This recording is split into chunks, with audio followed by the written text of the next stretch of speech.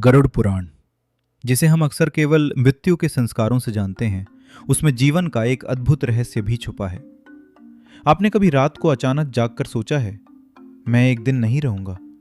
वो क्षण, वो अंधेरा, वो भय। हम सब उस भय को जानते हैं, पर हम उसे दिन में कहीं दबा देते हैं, काम में, शोर में, व्यस्तता में, और रात को वो फिर आता है। पर क्या होगा अगर मैं आपको बताऊं कि हजारों वर्ष पहले एक ऐसी विद्या प्रकट हुई थी जो इस भय की जड़ को काट देती है। वो विद्या जो गरुड़ ने कश्यप ऋषि को दी, वो विद्या जो केवल 3 अक्षरों में समाई है, ओम जुं सह। आज गरुड़ पुराण के 17वें अध्याय सूर्योपासना और 18वें अध्याय अमृतेश मृत्युंजय की उपासना की वो यात्रा जो सूर्य के प्रकाश से शुरू होकर मृत्यु की विजय पर समाप्त होती है। पर इस यात्रा को समझने के लिए पहले एक प्रश्न, सूर्य क्यों उगता है हर दिन? यह प्रश्न बचकाना लगता है, पर इसका उत्तर गरुड़ पुराण के 17वें अध्याय में है, और वो उत्तर हमारी सोच से कहीं गहरा है। गरुड़ पुराण के 17वें अध्याय, जिसका शीर्षक है सूर्योपासना, में भगवान हरि एक विद्या बताते हैं जो उन्होंने स्वयं धनत को यानी कुबेर को सिखाई थी।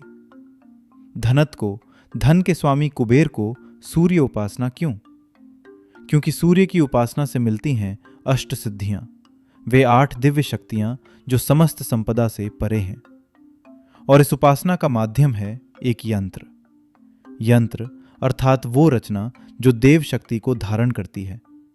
जैसे कोई पात्र जल को धारण करता है, वैसे ही यंत्र उस दिव्य ऊर्जा को।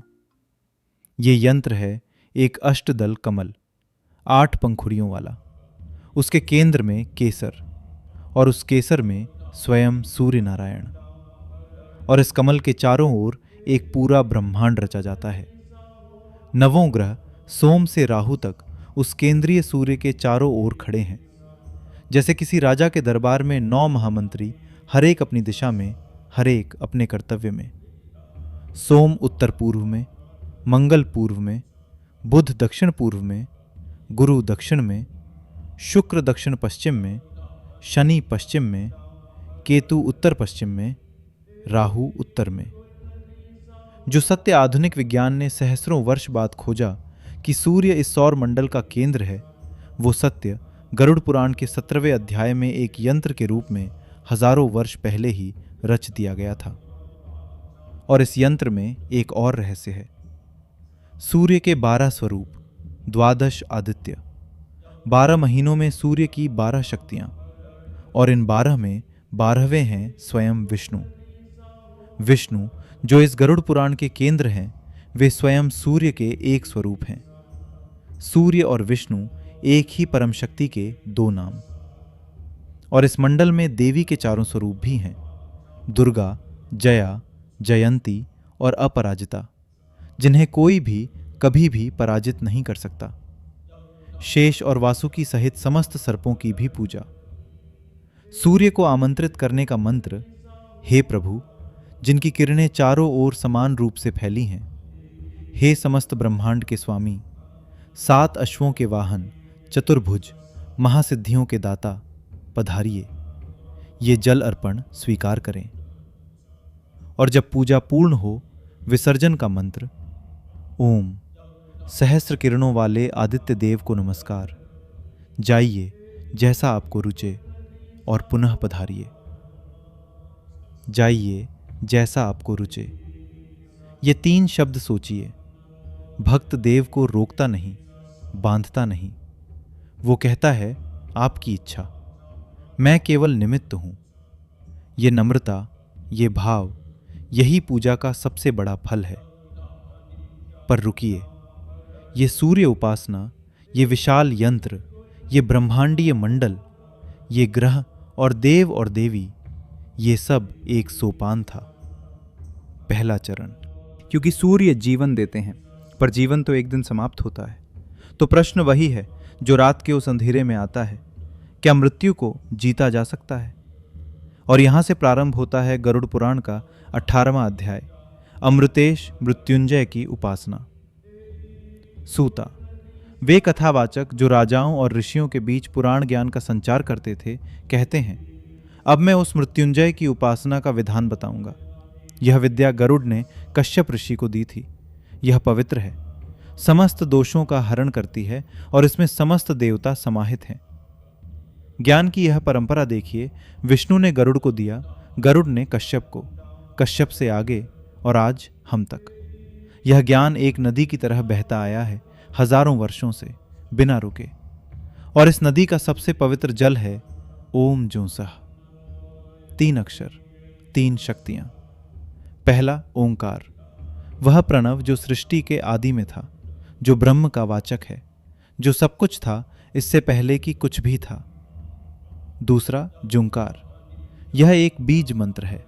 बीज मंत्र अर्थात वह एकल ध्वनि जिसमें एक विशाल शक्ति बीज की तरह छुपी है, जैसे एक छोटे से बीज में पूरा वृक्ष। इस जू में छुपी है अमृत शक्ति। और तीसरा सह, विसर्ग सहित, वह परम तत्व जो अनंत है, जो सर्वत्र है। गरुड़ पुराण इसे अमृतनाथ का महामंत्र कहता है। महामंत्र अर्थात वह मंत्र जो सबसे ऊपर है, जो सबको समाहित करता है। और इस मंत्र की शक्ति इसके जप मात्र से, केवल उच्चारण से मनुष्य मृत्यु से और समस्त पापों से मुक्त हो जाता है। शास्त्र यहां रुकता नहीं, वह संख्या देता है। जो इसे 100 बार जपे उसे वैदिक ऋचाओं के पाठ या समस्त तीर्थों की यात्रा, दोनों में से किसी एक का फल मिलता है।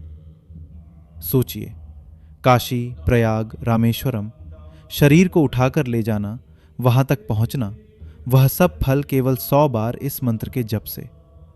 क्योंकि यात्रा शरीर को तीर्थ तक ले जाती है, पर यह मंत्र तीर्थ को आपके भीतर ले आता है। जो इसे 108 बार 3 बार प्रतिदिन प्रातः, मध्याह्न और सायंकाल जपे, वह मृत्यु और शत्रुओं को जीत लेता है। पर रुकिए, अभी सबसे बड़ी बात आनी बाकी है। जो साधक इस मंत्र का 8000 बार जप करे, 3 बार प्रतिदिन, 1 मास तक, वह बुढ़ापे को जीत लेता है, मृत्यु को जीत लेता है, महामारी और शत्रुओं को जीत लेता है। और फिर वह वाक्य जो इस पूरे अध्याय का सार है और समस्त जीवों के प्रति शांति और करुणा का स्रोत बन जाता है। यह सुनिए ध्यान से। शास्त्र यह नहीं कहता कि वह व्यक्ति अमर हो जाता है, वह यह कहता है कि वह करुणा का स्रोत बन जाता है। क्योंकि जब मृत्यु भय जाता है तो उस जगह प्रेम आता है और वह व्यक्ति जीते जी एक तीर्थ बन जाता है। अब वह ध्यान चित्र जो इस उपासना में भगवान का है, वरद, वरदानों के दाता, श्वेत कमल पर विराजमान है। उनकी मुद्रा अभय की है, वह मुद्रा जो कहती है भयभीत मत हो। दोनों हाथों में अमृत कलश और उनकी बाईं गोद में अमृत की देवी, सत्यवाणी की देवी। दाहिने हाथ में अमृत कलश, बाएं में कमल। श्वेत कमल पवित्रता, अभय मुद्रा भयभीत मत हो, अमृत कलश मृत्यु की विजय। ये ध्यान मन में बस जाए तो रात का वो अंधेरा थोड़ा कम होने लगता है। और ये उपासना कितनी व्यापक है।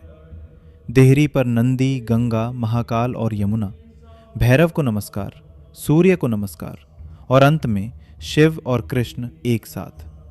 ब्रह्म, त्रिगुण, चंडिका, सरस्वती, महालक्ष्मी, शैव भी, वैष्णव भी, शाक्त भी। गरुड़ पुराण का 18वां अध्याय किसी एक देव की उपासना नहीं बताता। ये उस अमृत सत्ता की उपासना है जो समस्त रूपों में है। क्योंकि मृत्यु सबको आती है और उसका उत्तर भी सबके लिए एक ही है। और वो उत्तर है, मृत्यु का भय क्यों होता है? क्योंकि हम सोचते हैं मैं मर जाऊंगा। पर मैं क्या है? ये शरीर, ये नाम, ये पहचान, ये सब एक लहर है, समुद्र की सतह पर उठी एक लहर। और लहर जब उठती है सुंदर लगती है, जब गिरती है दुखद लगती है। पर समुद्र कभी नहीं मरता। जब साधक इस उपासना में शिव, विष्णु, देवी सबकी एकता का अनुभव करता है तो उसे ज्ञात होता है, मैं लहर नहीं हूं, मैं समुद्र हूं, और समुद्र को मृत्यु नहीं होती। यही मृत्युंजय की उपासना का परम रहस्य है। गरुड़ पुराण के इन दोनों अध्यायों से 3 बातें। पहली, आज से एक काम करिए, ओम जूं सह, प्रातः उठकर, सोने से पहले, जितना हो सके उतना, एक बार भी, पर नियम से। बीज बोया, वृक्ष समय के साथ उगेगा। दूसरी, 17वें अध्याय के उस यंत्र में सर्प भी पूजनीय थे। जो सबसे अधिक भयावह लगता है वो भी उसी परम सत्ता का रूप है। जीवन में जो कठिनाई आती है, जो व्यक्ति दुख देता है, जो परिस्थिति असहनीय लगती है, वो भी उसी ईश्वर की सृष्टि है। ये जानना, बस ये जानना, द्वेष बुद्धि की जड़ को हिला देता है, और द्वेष से मुक्ति ही वास्तविक मृत्युजय है। और तीसरी, रात को जब वो भय आए, जब वो अंधेरा आए, तो याद करिए श्वेत कमल, अभय मुद्रा, भयभीत मत हो, और वो 3 अक्षर ओम जूं सह। बस इतना काफी है। जय मृत्युंजय, जय अमृतनाथ, जय गरुड़देव। अगले अध्याय में गरुड़ पुराण उस द्वार पर दस्तक देगा जिसे हम सब बंद रखते हैं। वो प्रश्न जो हम कभी पूछना नहीं चाहते, मृत्यु के बाद क्या होता है। वो यात्रा जो हर एक आत्मा को करनी है, और वो ज्ञान जो गरुड़ ने कश्यप को दिया, जिसे जानकर मृत्यु से पहले ही तैयारी हो जाती है। उसके लिए सर्व लाइफ पर बने रहिए। अगर आपको ये कथा और शास्त्रों की सरल व्याख्या पसंद आती है तो सर्व लाइफ को जरूर सब्सक्राइब करें। हम यहाँ पुराणों और शास्त्रों को आसान भाषा में समझाते हैं।